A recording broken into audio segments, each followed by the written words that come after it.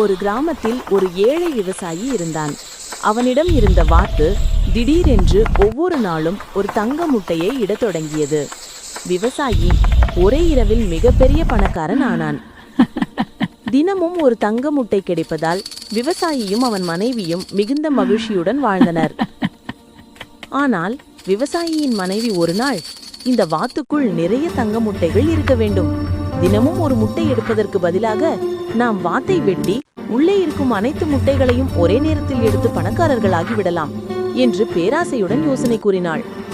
விவசாயியும் அந்த யோசனைக்கு ஒப்புக்கொண்டான். அவர்கள் தங்க முட்டைகள் கிடைக்கும் பேராசையினால் வாத்தை வெட்டினர்.